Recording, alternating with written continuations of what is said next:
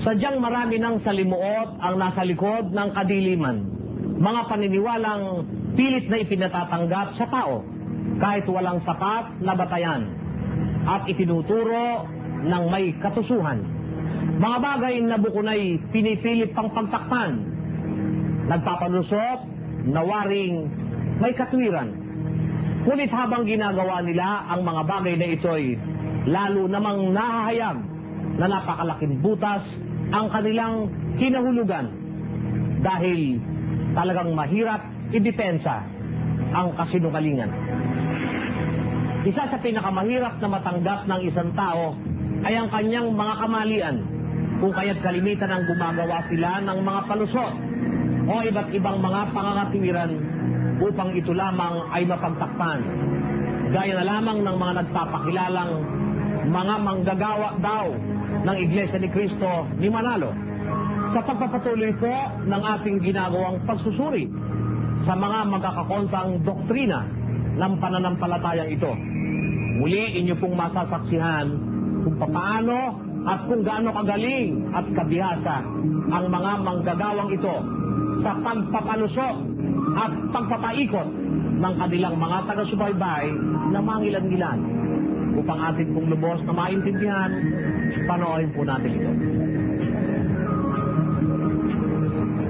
Sa mga nakaraan nating pagtatanghal ay itinatampok natin ang mga magkakakontra at maling aral ng iglesyang itinatag ni Ginoong Felix Manalo na ang ating naging batayan ay ang kanila rin namang mga lathalain. Ang isang pasugo ay kinokontra ng isa pang pasugo, gaya na lamang ng kanilang doktrina ukol sa iglesyang itinatag ng Panginoong Jesucristo. Matatandaang inilahad natin ang magkasalungat na paniniwala ng iglesyang ito ukol sa unang iglesyang itinatag ng ating Panginoong Jesucristo.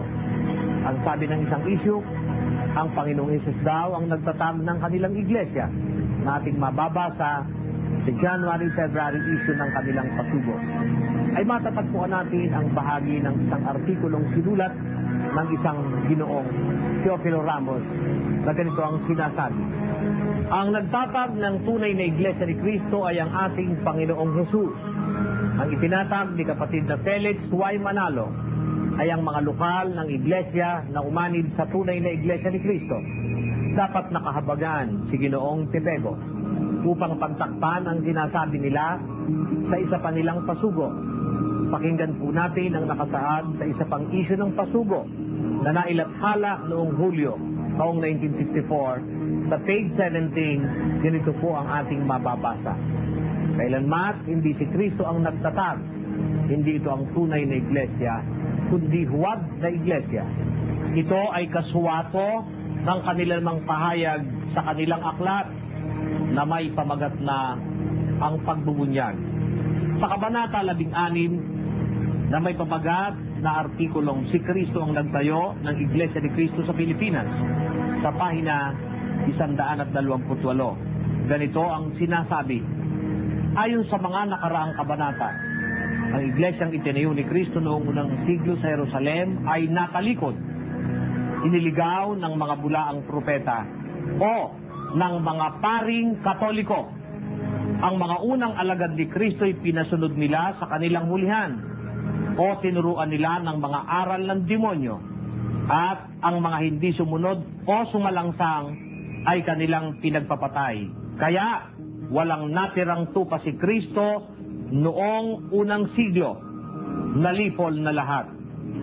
Maliwanag na ayon sa kanilang aklat na tinatawag nilang pagbubunyag, aniya ay nalipol ang lahat ng tupa ni Kristo noong unang siglo at walang natira kahit isa.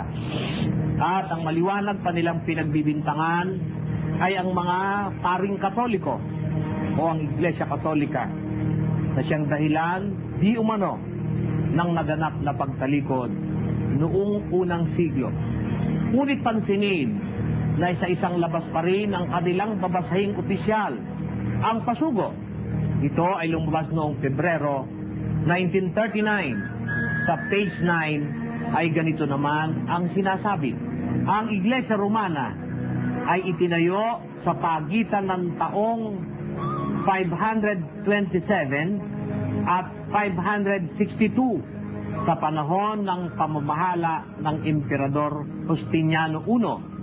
Sa makatuwid ay ika-6 na siglo.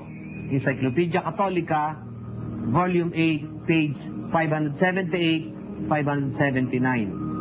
Dito'y lumilitaw na para sa Iglesia ni Cristo, ang Iglesia Katolika ay natatag noong ika-6 na siglo. Subalit alam ba ninyo na ito na may kakontra ng isang pahayag sa kanila pa ring aklat na pagbubunyag? Sa page 56 ay ganito naman ang kanilang sinasabi. Sino ang pumipili ng magiging papa o sumo pontifice? Ano ang tinatawag na pontifice? Ang pontifice ay ang papa. Kailan nagkaroon ng unang papa? Noong ika-4 na siglo o ika-4 na raang taon. Kailan namatay si Pedro? Noong 67, unang siglo o unang 100 taon. Sa makatuwid, 333 taonang patay si Pedro bago nagkaroon ng unang papa sa Iglesia Katolika. Sa dalawang pahayag na ito ng kanilang opisyal na babasahin, makikitang malaking kaduda-duda ang kanilang ibig ipaniwala. Ang Iglesia Katolika na kanilang pinagbibintangan na siyang nagligaw o naging dahilan ng pagtalikod di umano ng unang Iglesia ni Cristo noong unang siglo, eh wala pa pala at hindi pa umiiral dahil ayon sa kanila, ito ay umiral lamang sa isa nilang pahayag ay noong ika-6 na siglo at sa isa pa naman nilang pahayag ay ika-4 na siglo. Hindi ba lumilitaw na ang bagay na ito ay hindi totoo dahil papaano maitatalikod ng Iglesia Katolika gayong ika-6 na siglo lang naman pala sila lumitaw? Yan ay isang nakahihilong pahayag at pagtuturo ng mga tagapagsalita ng Iglesia ni Cristo.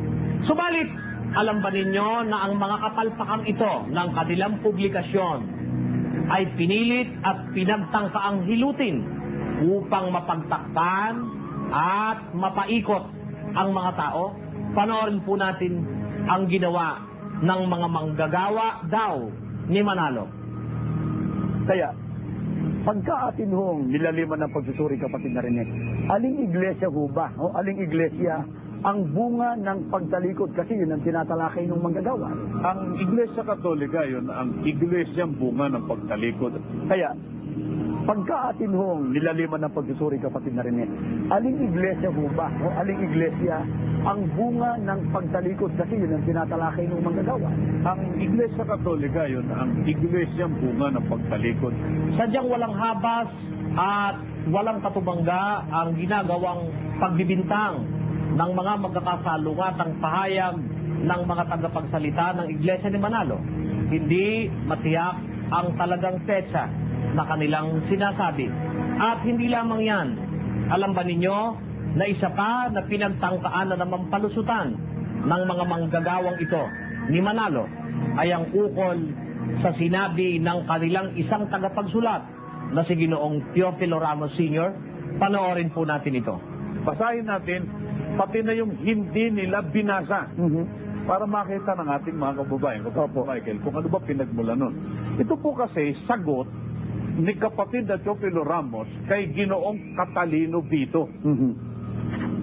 Alam naman natin hindi nila sasabihin kung ano talagang totoo, kundi ililigaw at ililigaw nilang mga tao. Opo, yun po kasi binasang pasugo ni Mr. Danny Navales ay noong May 1974 issue. Eto nga, hawak natin. Ang Opo. pamagat, ang iglesyang itinayo ni Kristo.